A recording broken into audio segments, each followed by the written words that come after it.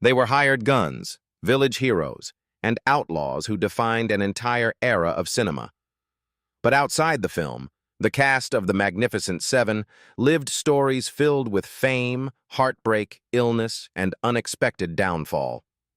This is how they truly changed, and why their stories in 2026 are almost unrecognizable. Steve McQueen as Vin Tanner. Steve McQueen, born on March 24, 1930 in Beech Grove, Indiana, was 30 years old when he played Vin Tanner in The Magnificent Seven. Vin Tanner is a drifting gunman with sharp instincts and unpredictable loyalty, moving between independence and group survival throughout the mission. The role helped push McQueen into international recognition and solidified his image as one of Hollywood's most iconic anti-heroes. Steve McQueen died on November 7, 1980, at the age of 50 in Ciudad Juarez, Mexico, due to cardiac arrest following surgery for mesothelioma caused by asbestos exposure. He was cremated, and his ashes were scattered in the Pacific Ocean. He left behind his wife Barbara Minty and 3 children, with his estate later valued at several $1 million, and his image becoming a lasting symbol of 1970s Hollywood masculinity and rebellion. Beyond his breakthrough roles, McQueen's career was defined by major commercial and cultural milestones. Bullitt, 1968, earned over $42 million in global box office and introduced one of the most famous car chase sequences ever filmed, while The Great Escape, 1963, became a global hit with over $11 million in domestic earnings at the time and turned him into an international star. He was also among the highest-paid actors of his era, reportedly earning over $1 million for Le Mans, 1971, a rare figure in Hollywood at that time. After all, Steve McQueen is remembered as the King of Cool, a star whose career defined action cinema and 1960s to 70s Hollywood rebellion. Yul Brynner as Chris Adams. Yul Brynner, born on July 11, 1920 in Vladivostok, Russia, was 40 years old when he played Chris Adams in The Magnificent Seven. Chris Adams leads a group of hired gunmen brought together to defend a vulnerable village, and his choices shape the survival and direction of the entire mission. The role became one of Brynner's most defining performances, marking a major milestone in his Western film career. Yul Brynner passed away on October 10, 1985, at the age of 65 in New York City due to lung cancer caused by long-term smoking. He was cremated, and his ashes were placed at the Russian Orthodox cemetery of the monastery of Saint-Michel-de-Bois-Aubry in France. In his final years, he continued performing despite severe illness, completing more than 4,000 stage performances of The King and I, leaving behind a powerful legacy both on screen and on stage. Even with his screen dominance in westerns, Brynner's career was built on extraordinary range and discipline. He won the Academy Award for The King and I, 1956, appeared in The Ten Commandments, 1956, which grossed over $65 million at the U.S. box office and starred in Westworld, 1973. His Broadway run of The King and I lasted decades, becoming one of the longest-running performances by a leading actor in musical theater history. Today, Yul Brynner is remembered as a rare global star who mastered both Hollywood cinema and Broadway stage with equal impact. Charles Bronson as Bernardo O'Reilly. Charles Bronson, born on November 3, 1921 in Ehrenfeld, Pennsylvania, was 38 years old when he played Bernardo O'Reilly in The Magnificent Seven. Bernardo O'Reilly is a tough gunslinger whose hardened exterior hides a gentle bond with children, making him one of the emotional anchors of the group. The role reinforced Bronson's image as a rugged action star and helped solidify his rise toward international fame in the Western genre. Charles Bronson died on August 30, 2003 at the age of 81 in Los Angeles, California, due to complications from pneumonia and congestive heart failure. He was laid to rest at Brownsville Cemetery in Vermont. In his final years, his health declined sharply after the loss of his wife Jill Ireland in 1990, and later he suffered from Alzheimer's disease, which gradually affected his memory and independence. He was cared for in his later life by his third wife, Kim Weeks, who remained by his side until his passing, preserving his dignity through his final years. Beyond the Magnificent Seven, Bronson built one of the most recognizable action careers in Hollywood history. Once Upon a Time in the West, 1968, became a defining Western classic, while the Death Wish series turned him into a global box office force, with the first film alone earning over $22 million in the U.S. and spawning multiple sequels across 2 decades. By the late 1970s and 1980s, he was consistently ranked among the highest-grossing action stars in international markets, especially in Europe. Today, Charles Bronson is remembered as a stoic screen icon whose career defined the rugged, silent strength of action cinema. James Coburn, as Britt James Coburn, born on August 31, 1928 in Laurel, Nebraska, was 31 years old when he played Britt in The Magnificent Seven. Britt appears as the quietest man who barely speaks but never misses a shot, turning precision and patience into his deadliest weapon. The role helped establish Coburn as a rising action talent in Hollywood and became one of the early foundations of his tough, understated screen persona. James Coburn died on November 18, 2002, at the age of 74 in Beverly Hills, California, due to a sudden heart attack caused by coronary artery disease. He was cremated, and his ashes were given to his family. In his final years, he lived a peaceful life with his second wife, Paula Murad, who also served as his manager and remained by his side through his long battle with severe rheumatoid arthritis, a condition that had nearly disabled him for almost 2 decades. Despite his physical struggles, Coburn achieved a remarkable late-career resurgence. After years of being sidelined by illness and chronic pain that severely deformed his joints, he made a powerful comeback in Affliction, 1997, a performance that earned him the Academy Award for Best Supporting Actor. He also appeared in major films such as Our Man Flint, 1966, which became a box office hit and helped define his suave spy persona, and Pat Garrett and Billy the Kid, 1973. Now, James Coburn is remembered as an actor whose career overcame physical suffering to achieve one of Hollywood's most inspiring late-stage revivals. Robert Vaughn as Lee. Robert Vaughn, born on November 22, 1932 in New York City, was 27 years old when he played Lee in The Magnificent Seven. Lee is a refined but emotionally unstable gunman whose fear and inner conflict set him apart from the rest of the group, adding psychological depth to the team dynamic. The role helped establish Vaughn as a rising dramatic actor in Hollywood during the early phase of his career. Robert Vaughn died on November 11, 2016 at the age of 83 in Connecticut after being diagnosed with acute leukemia in his final year of life. He was laid to rest in a private family burial, surrounded by close relatives.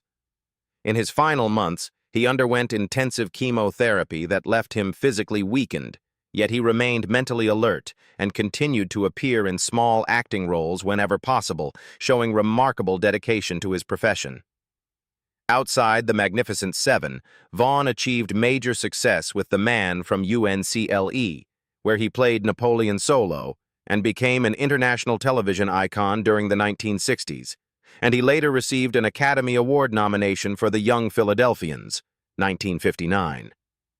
He continued working steadily for decades, including appearances in Law and Order, SVU, shortly before his death, maintaining one of the longest continuous careers among his generation of actors. For us, Robert Vaughn is remembered as a versatile performer whose career successfully bridged classic Hollywood cinema and modern television drama. Horst Buchholz, as Chico Horst Buchholz, born on December 4, 1933 in Berlin, Germany, was 26 years old when he played Chico in The Magnificent Seven. Chico stands out as the youngest and most restless member of the group, constantly testing himself and trying to prove he belongs among seasoned gunmen.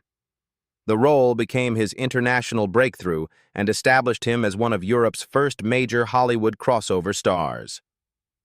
Horst Buchholz died on March 3, 2003 at the age of 69 in Berlin, Germany, due to pneumonia complications following surgery after a hip fracture. He was buried in Berlin, where his final years had been spent largely away from Hollywood. In his later life, he struggled with long-term alcoholism and declining health, while also living separately from his wife, Miriam Brew, despite never officially divorcing, maintaining a complicated but lasting marital connection. For us, Buchholz built a strong international career, including his Oscar-winning ensemble role in Life is Beautiful, 1997, which introduced him to a new generation of audiences late in life, and earlier performances such as 1, 2, 3, 1961, where he starred alongside James Cagney in a major Cold War satire. He was often described in European cinema circles as a James Dean of Germany due to his youthful intensity and emotional acting style. So now Horst Buchholz is remembered as a talented European actor. Brad Dexter as Harry Luck. Brad Dexter, born on April 9, 1917 in Goldfield, Nevada, was 43 years old when he played Harry Luck in The Magnificent Seven. Harry Luck is the gunman who joins the mission not out of honor, but because he believes there is hidden gold behind the job, turning ambition and suspicion into his defining motivation within the group. The role helped reinforce Dexter's screen image as a sharp, grounded supporting actor in Hollywood westerns and adventure films. Brad Dexter died on December 12, 2002, at the age of 85 in Rancho Mirage, California, due to respiratory failure caused by emphysema. He was cremated and laid to rest privately with his family. In his final years, he lived quietly away from Hollywood after leaving the industry in the 1980s, as his worsening lung condition made speaking and breathing increasingly difficult.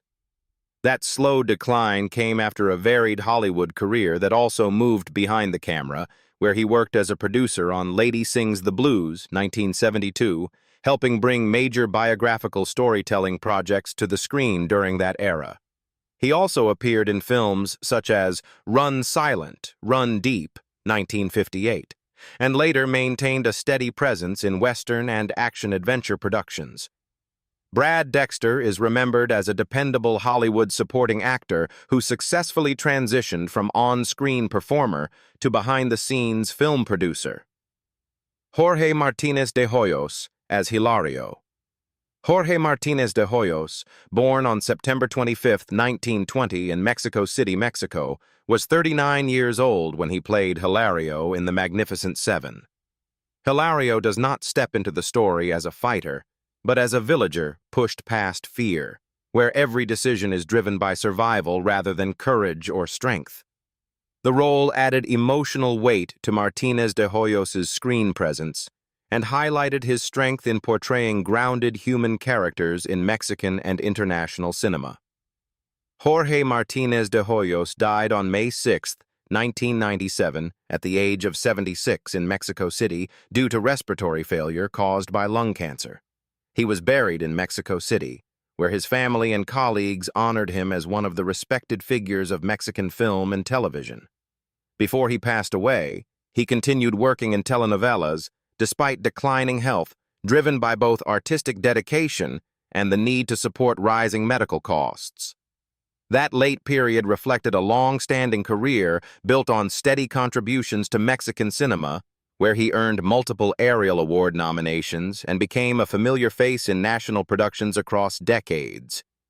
He appeared in films such as The Children of Sanchez, 1978, where he worked alongside Anthony Quinn in a major international production and continued to maintain visibility through television work well into the 1990s. Hilario remains one of his memorable international roles, but Jorge Martinez de Hoyos is remembered as a respected actor whose career bridged Mexican cinema and Hollywood storytelling. Eli Wallach as Calvera. Eli Wallach, born on December 7, 1915 in Brooklyn, New York, was 44 years old when he played Calvera in The Magnificent Seven. Calvera is the ruthless outlaw leader whose control over fear and violence defines the central conflict of the film, standing as the force the seven gunmen are hired to confront. The role added another layer to Wallach's reputation as a master of morally complex and memorable screen villains. Eli Wallach died on June 24, 2014, at the age of 98 in New York City due to natural causes related to old age. He was cremated, and his legacy was preserved through decades of stage, film, and television performances. In his final years, he remained mentally active despite physical decline, continuing to work into his 90s, even after losing partial vision following a minor stroke, which made reading scripts and moving independently increasingly difficult. That resilience was built on one of the longest and most respected acting careers in American cinema. He earned worldwide recognition for The Good, the Bad, and the Ugly, 1966, and later appeared in The Ghost Rider, 2010, and Wall Street, Money Never Sleeps, 2010, at the age of 94. He also received an Academy Honorary Award in 2010, recognizing his lifetime contribution to film. Now, Eli Wallach is remembered as a legendary actor whose career spanned nearly 7 decades across stage, film, and television. Vladimir Sokoloff as Old Man.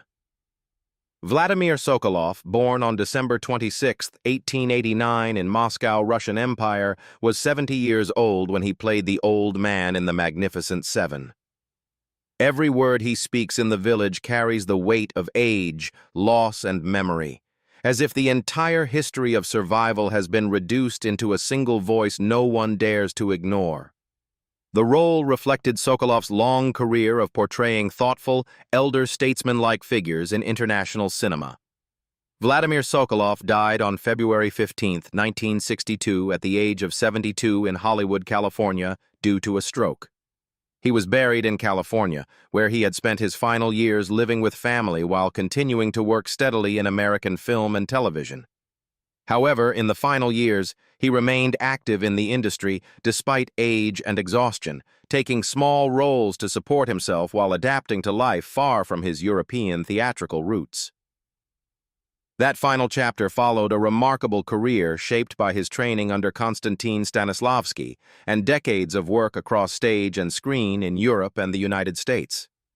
He appeared in productions such as The Twilight Zone and The Untouchables, and contributed to a wide range of Hollywood character roles that relied on his experience and expressive presence.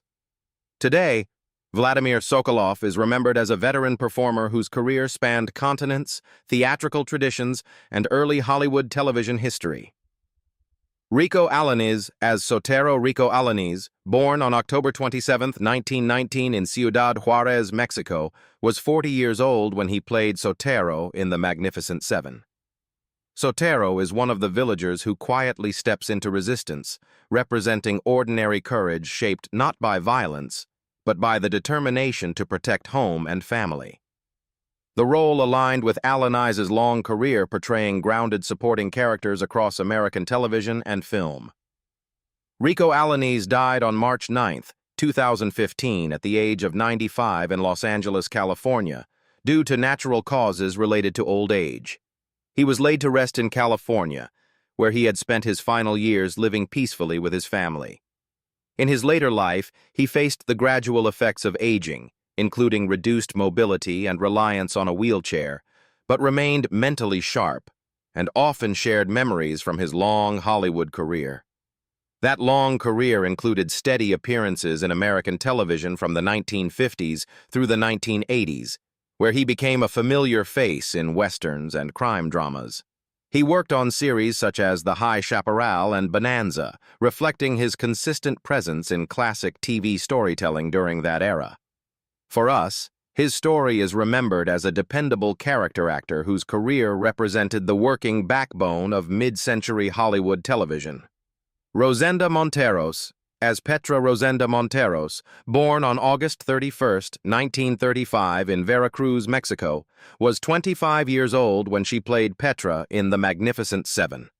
Petra is the village girl whose gentle romance with Chico brings warmth and innocence into a world defined by fear and violence, offering a rare emotional softness within the harsh frontier setting. The role became one of Monteros' most internationally recognized appearances, reinforcing her reputation as both an actress and dancer with strong dramatic presence. Rosenda Monteros died on December 29, 2018 at the age of 83 in Mexico City, due to complications from advanced pelvic bone cancer. She was buried in Mexico, where she had spent her final years surrounded by close friends and colleagues from the theater community. In her later years, she endured severe physical pain that gradually took away her ability to move freely, a particularly devastating loss for someone whose career had been deeply rooted in dance and stage performance. That final chapter followed a long artistic career across Mexican cinema and theater, where she became a respected national performer and cultural figure. She appeared in productions such as The Magnificent Seven, 1960, which brought her international recognition, and continued working in Mexican stage productions and cultural institutions for decades, including roles connected to Mexico's National Theater Company. Petra remains her most iconic international role, but Rosenda Monteros is remembered as a performer whose career bridged classical theater, dance, and the golden era of Mexican cinema. Natividad Vacio as villager. Natividad Vacio, born on March 8, 1912 in Durango, Mexico, was 47 years old when he played villager in The Magnificent Seven. A nameless man in the story, he represents the exhausted rural families trapped under constant fear, surviving quietly while violence defines everyday life. The role reflected Vacio's long-standing career in Hollywood, where he was often cast as Mexican working-class characters with strong emotional realism. Natividad Vacio died on October 31, 1996 at the age of 84 in Burbank, California, due to congestive heart failure. He was laid to rest in California, where his family and wife Mary Vacio remained by his side during his final years. After retiring from acting in the late 1980s, he devoted much of his time to teaching music and arts to Mexican-American children in California, while also coping with mild memory decline and chronic heart disease. That later stage of life came after decades of steady supporting work in Hollywood, where he built a reputation for authenticity in minor but culturally grounded roles. He also maintained a close friendship with actor George Reeves, reflecting his deep ties within the mid-century Hollywood community. For us, Natividad Vacio is remembered as a working actor who later turned his focus toward education, community work, and cultural support for younger generations. John A. Alonzo as Miguel. John A. Alonzo, born on June 12, 1934 in Dallas, Texas, was 26 years old when he played Miguel in The Magnificent Seven. Miguel is one of the villagers whose presence reflects the vulnerability and fear of ordinary people caught between survival and violence in a lawless frontier. The role came early in Alonzo's career, before he shifted away from acting and into cinematography.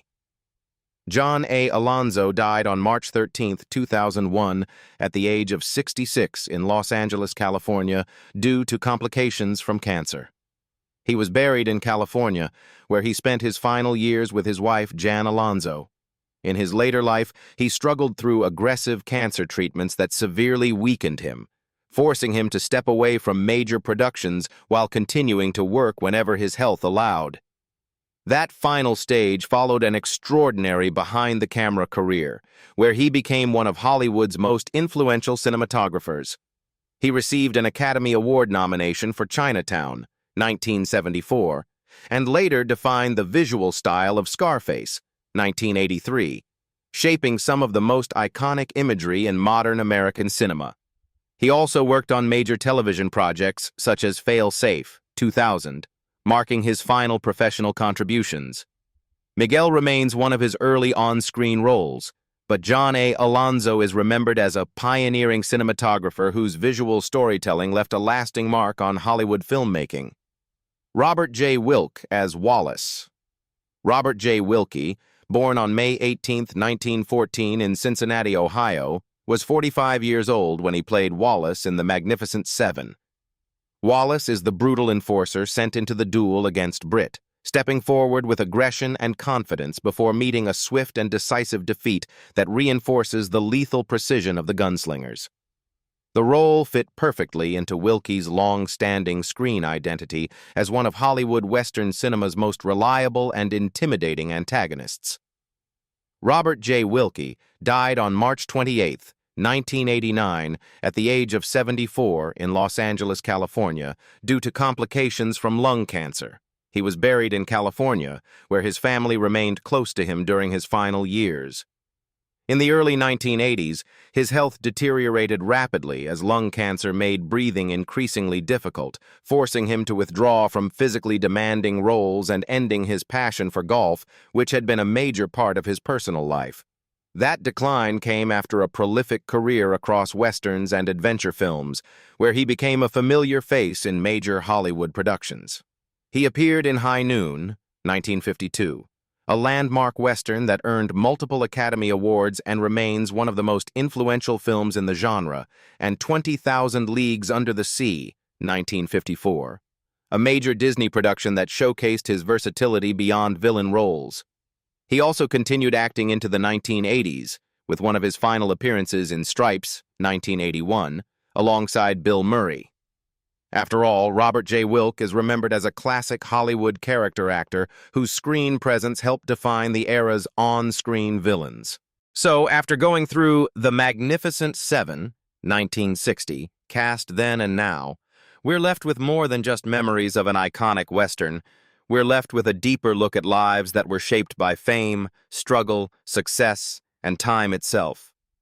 Each story reminds us that behind every character was a real person with their own journey beyond the screen.